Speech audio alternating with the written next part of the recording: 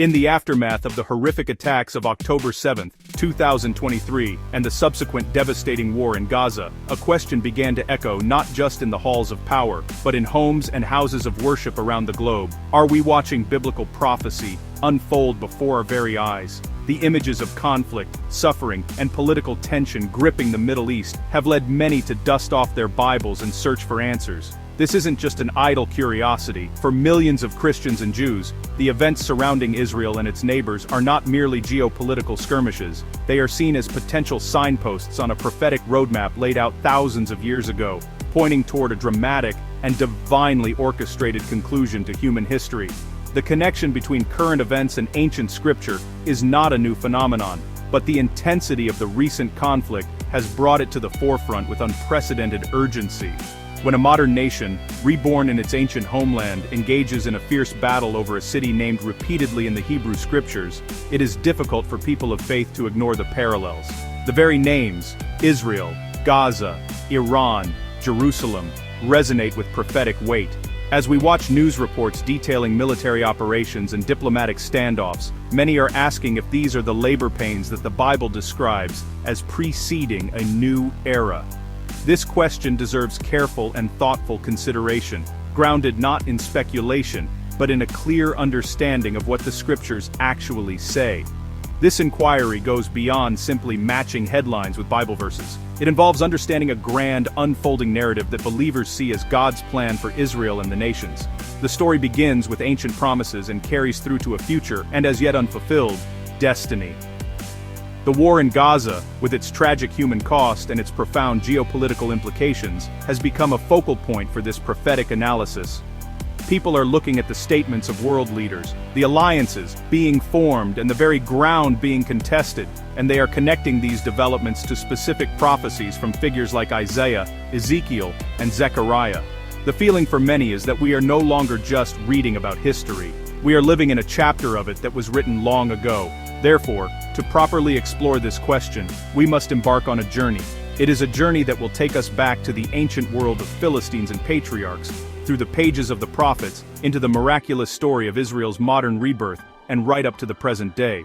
We will examine the specific biblical texts that mention Gaza, analyze how they are being interpreted in light of current events, and consider the powerful influence these beliefs have on political leaders and their decisions. Is the conflict in Gaza a fulfillment of biblical prophecy? The answer is complex, but the search for it reveals a great deal about the intersection of faith, history, and the future of the epicenter.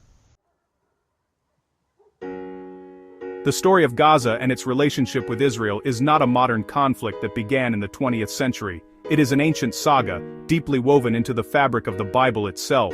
From the earliest chapters of Genesis, Gaza is mentioned as a border of the Canaanite territory, establishing its place on the map of the biblical world. It was one of the 5 principal cities of the Philistines, a powerful and persistent adversary to the nation of Israel for centuries. This historical context is crucial, because in the biblical narrative, Gaza is not just a geographical location, it is a symbol.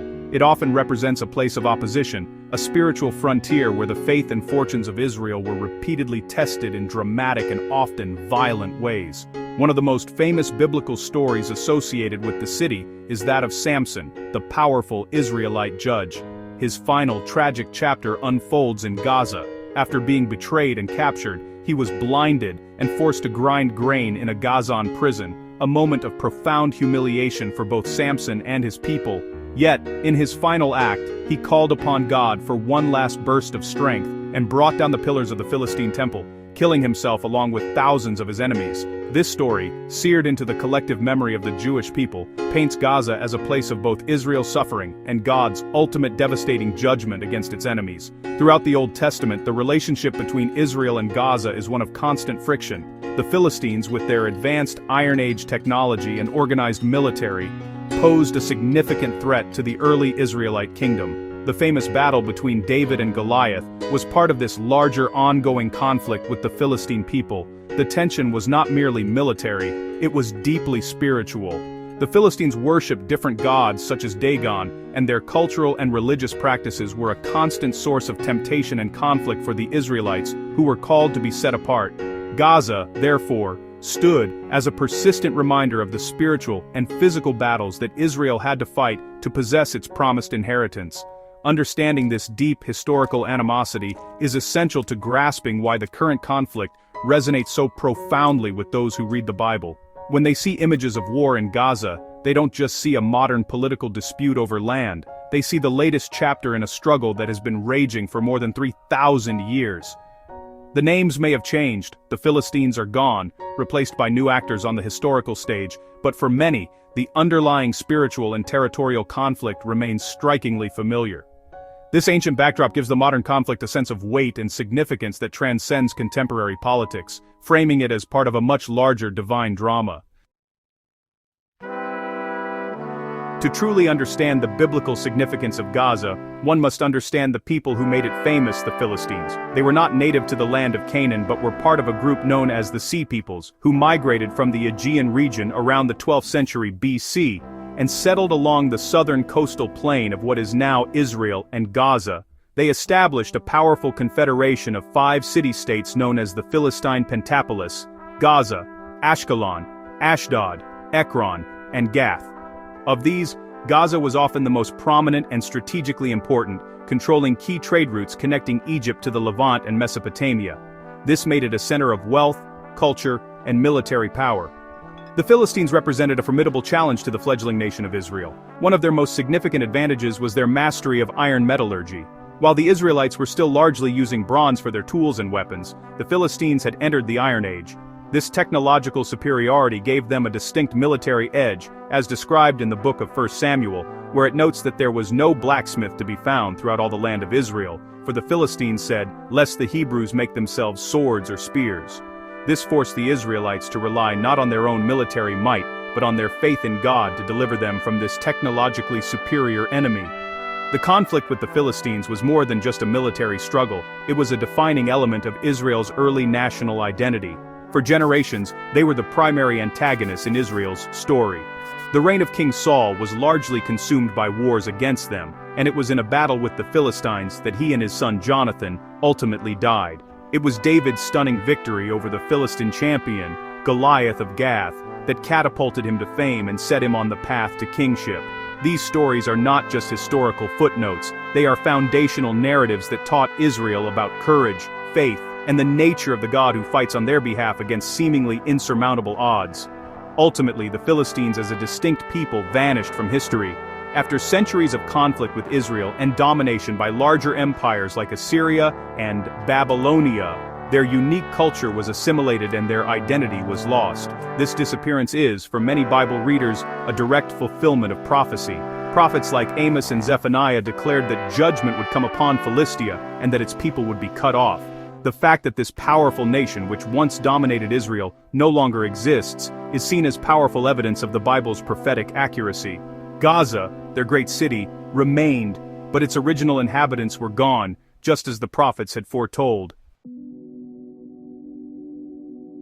The Hebrew prophets did not remain silent about Gaza. In fact, the city is specifically named in several powerful prophecies of judgment. These ancient warnings, delivered centuries before the birth of Christ, are now being re-examined with fresh eyes as modern Israeli forces operate in the very same territory. 4 key prophets, Amos, Zephaniah, Zechariah, and Ezekiel, spoke directly about the fate of Gaza and the surrounding Philistine cities. Their messages, while delivered in different eras, carry a remarkably consistent theme: divine judgment for their sins against Israel, followed by desolation and, ultimately, a transfer of the land to the Jewish people. The prophet Amos, writing around the 8th century BC, delivered a stark oracle against the city. In Amos chapter 1, verses 6 and 7 he declared, "For 3 transgressions of Gaza, and for 4, I will not revoke the punishment, because they carried into exile a whole people. So, I will send a fire upon the wall of Gaza, and it shall devour her palaces." This prophecy speaks of a fiery, destructive judgment as a consequence for their role in the slave trade, specifically for selling entire communities into captivity. For many interpreters today, the imagery of fire upon the wall of Gaza that will devour her palaces seems eerily descriptive of the destruction seen in modern warfare. A century later, the prophet Zephaniah expanded on this theme of desolation. In Zephaniah chapter 2, verse 4, the prophecy is even more explicit. For Gaza shall be forsaken, and Ashkelon a desolation. But Zephaniah adds a crucial new detail about what happens after the judgment. He continues, the seacoast shall be pastures, with meadows for shepherds and folds for flocks. The seacoast shall become the possession of the remnant of the house of Judah. This prophecy doesn't just predict destruction, it foretells a future where the land once belonging to Israel's enemies would be inherited by the remnant of Judah, a direct reference to the Jewish people. This is a key verse for those who see the current conflict as a prophetic step toward Israel repossessing the Gaza Strip. The prophet Zechariah, writing after the Babylonian exile, echoes these themes. In Zechariah chapter 9 verse 5, he predicts that the king shall perish from Gaza. This points to a complete overthrow of its leadership and political structure, ensuring the Philistine identity would be erased. Ezekiel adds another layer, connecting the judgment to vengeance for the Philistines' everlasting enmity toward Israel, as found in Ezekiel chapter 25, verses 15 through 17. Together these prophecies paint a picture of total judgment. Their cities will be desolate, their leadership will be removed, and their land will eventually be given to Israel. It is this specific and detailed prophetic consensus that leads many to believe that the final chapter for Gaza, as foretold by the prophets, may be unfolding now. For nearly 2,000 years, the prophecies concerning Israel's return to its land seemed like, well, an impossible dream. After the Roman destruction of Jerusalem and the Second Temple in 70 AD, the Jewish people were scattered across the globe in what is known as the diaspora. They were a people without a homeland, a nation without a state. During this long exile, many of the prophecies about Israel, its restoration, its repossession of the land, and its central role in end-times events, were often interpreted allegorically, as referring to the Christian church rather than the literal nation of Israel. The idea that the Jewish people would physically return and re-establish a sovereign state seemed, honestly, unthinkable. Then came May 14, 1948. Against all odds, the modern state of Israel was born. This single event dramatically shifted the landscape of biblical interpretation. For many believers, the re-establishment of Israel in its ancestral homeland was nothing short of a modern-day miracle, the direct, literal fulfillment of numerous Old Testament prophecies. Passages like Ezekiel chapter 37, which describes a valley of dry bones coming together, bone to bone, and being covered with flesh to form a vast army, were suddenly seen in a new light. This vision was no longer just a metaphor for spiritual revival, it was seen as a stunningly accurate picture of the physical regathering of the Jewish people from the nations of the world back to their own land. This event is often referred to as the super sign of the end times. Many point to Jesus' own words in the parable of the fig tree in Matthew chapter 24. He said that when you see the fig tree, long considered a symbol for the nation of Israel, put forth its leaves, you know that summer is near.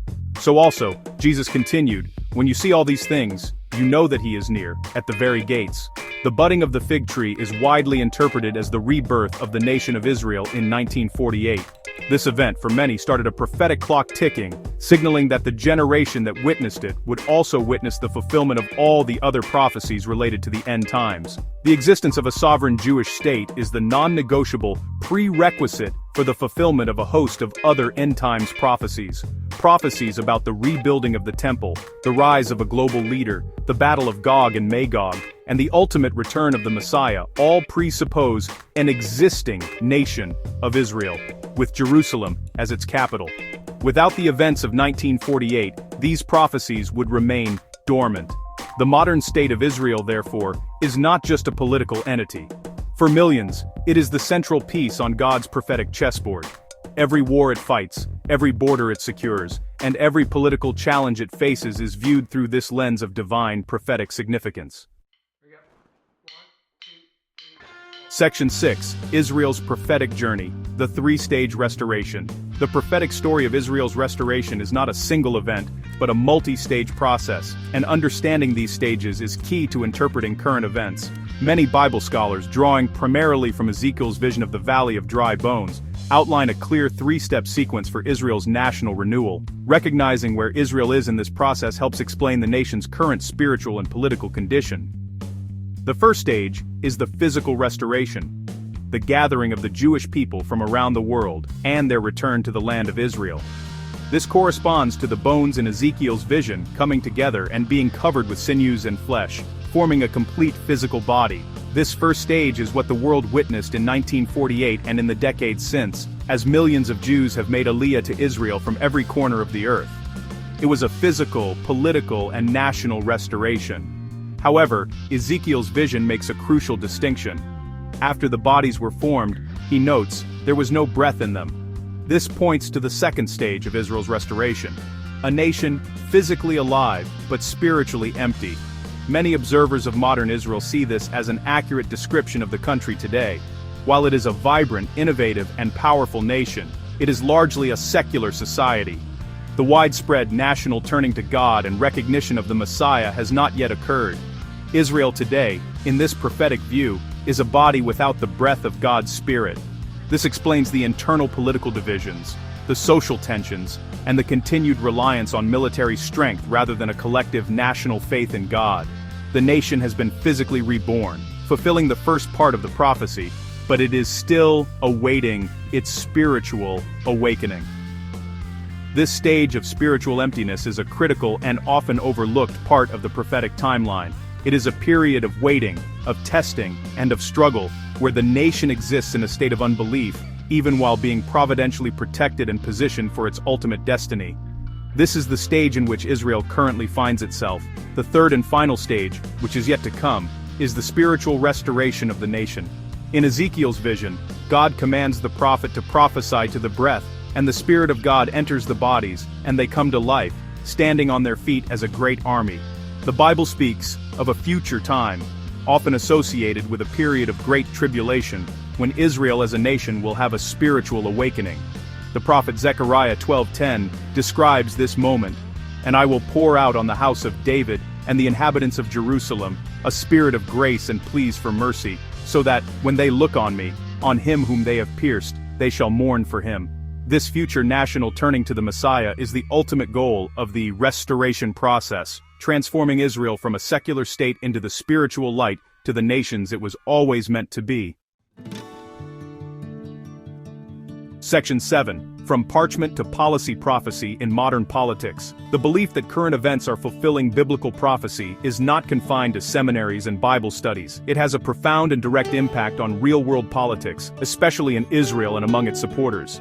Israeli leaders, most notably Prime Minister Benjamin Netanyahu, have increasingly framed the nation's modern struggles in epic biblical terms. This rhetoric serves to rally domestic support, strengthen alliances with evangelical Christians abroad, and cast the nation's conflicts as part of a larger, divinely sanctioned battle between good and evil.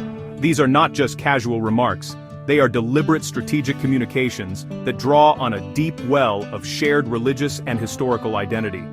Following the brutal Hamas attacks of October 7, 2023, Prime Minister Netanyahu explicitly invoked biblical prophecy in a national address.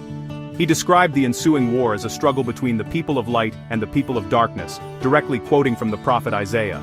Even more controversially, he referenced the biblical command to remember what Amalek has done to you, found in the book of Deuteronomy. The Amalekites were an ancient enemy of Israel, and the biblical command to blot out the memory of Amalek has been historically interpreted as a call for total war. Using such language frames the conflict not as a political dispute, but as a sacred existential duty mandated by Scripture itself. This use of prophetic language intensified in mid-2025, just before launching a major military operation against Iran. Codenamed Operation Rising Lion, Netanyahu visited the Western Wall and placed a prayer note quoting from Numbers 23:24. "Behold, the people shall rise up as a great lion." This act directly linked a modern military strike to an ancient biblical verse, presenting the attack as the fulfillment of a divine promise of Israel's strength. When justifying the operation, he used a phrase he attributed to the Bible. "When someone comes to kill you, rise and act first," which, while actually from the Talmud, was intended to give the preemptive strike a sense of scriptural authority and moral clarity. This intertwining of policy and prophecy is also seen in the Greater Israel movement, which is advocated by influential ultranationalist ministers within the Israeli government. This ideology is based on the biblical promise of land to Abraham in Genesis 15, which describes a territory stretching from the river of Egypt to the Euphrates. Adherents to this belief see the current borders of Israel as incomplete and view territorial expansion into areas like Gaza and the West Bank as a step toward fulfilling God's complete promise to the nation. When political leaders openly embrace such messianic and expansionist views, their policy decisions are inevitably shaped by a prophetic, rather than a purely pragmatic worldview. Section 8. A matter of interpretation. The debate over prophecy and politics. While many see a direct line from biblical prophecy to today's headlines, it is crucial to acknowledge that this view is not universally held. There is a robust and often contentious debate, even among people of faith, about the wisdom and validity of using ancient scriptures as a guide for modern geopolitics. Critics argue that this approach can be dangerous, leading to inflexible policies, the justification of violence, and the dismissal of diplomatic solutions. They caution that when political leaders frame a conflict as a holy war, it leaves little room for compromise, as one does not negotiate with an enemy perceived as the embodiment of pure evil. One major point of contention is the interpretation of the scriptures themselves.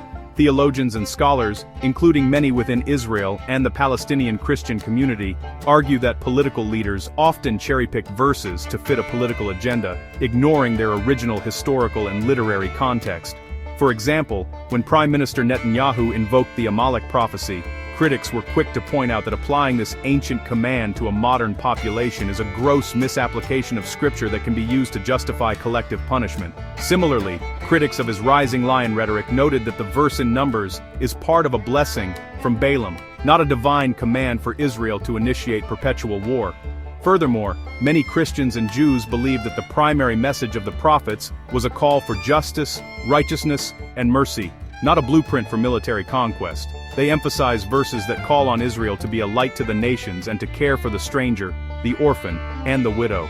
From this perspective, using prophecy to justify actions that result in immense civilian suffering, such as the displacement of over 90% of Gaza's population and the deaths of tens of thousands of non-combatants, is a perversion of the Bible's core ethical teachings. They argue that a focus on eschatological fulfillment should never overshadow the immediate ethical demand to love one's neighbor and seek peace. This debate highlights a fundamental division in how faith relates to public life. On one side are those who believe that God is actively and literally fulfilling his prophetic word through the actions of the modern state of Israel, and that supporting these actions is to align oneself with God's plan. On the other side are those who believe that prophecy should inspire moral and ethical living, not dictate foreign policy. They warn that a prophetic justification for war can become a self-fulfilling prophecy, where the belief that a conflict is inevitable helps to make it so. This tension between prophetic certainty and ethical responsibility lies at the heart of the controversy. Section 9. Faith, Prophecy, and Our Future, a crossroads of belief and reality. As we stand at this moment in history with the land of the Bible at the center of global attention, it is undeniable that religious belief is a powerful force shaping our world. Whether one views the conflict in Gaza as the direct fulfillment of prophecy, a tragic geopolitical struggle, or a complex mixture of both, the influence of these ancient texts on modern-day actions and attitudes is impossible to ignore. The conviction that God has a plan for Israel and the nations, laid out in Scripture, motivates leaders, mobilizes populations, and defines the very terms of the conflict for millions of people. This reality requires us to think deeply about how foundational beliefs can drive historical events. The story of Israel and Gaza, as we have seen, is layered with thousands of years of history and prophetic significance. From Samson in the Philistine temple to the modern Israeli soldier on the streets of Khan Yunis, the echoes of the past are ever present. The rebirth of Israel in 1948 set the stage for a literal interpretation of end times prophecy, and the current war has intensified this focus to an unprecedented degree. The three-stage prophetic journey of Israel, physical return, spiritual emptiness, and future spiritual renewal, provides a compelling framework for understanding where the nation is today and where believers expect it to go. However, as we have also explored, the application of these beliefs to politics is fraught with complexity and controversy. The use of prophetic rhetoric by leaders like Prime Minister Netanyahu can be a powerful tool for galvanizing support, but it also raises profound ethical questions, especially when used to justify actions that lead to immense human suffering. The debate over whether prophecy should serve as a political roadmap or a moral compass is one of the most critical conversations of our time. It forces us to ask how faith should inform our response to violence, our pursuit of justice, and our hopes for peace in a deeply broken world. Ultimately, we are left to watch, pray, and discern. The events unfolding in the Middle East are not just headlines, they are part of a profound human and spiritual drama. For the student of Bible prophecy, this is a time of heightened alertness, a moment to compare the words of the ancient prophets with the realities of the modern world. Whether these events are the final fulfillment of God's prophetic plan, or another turn in the long and tragic cycle of human conflict, one thing is certain: the beliefs people hold about God, Scripture, and the future are not a footnote to history. They are, and will continue to be, one of its primary engines.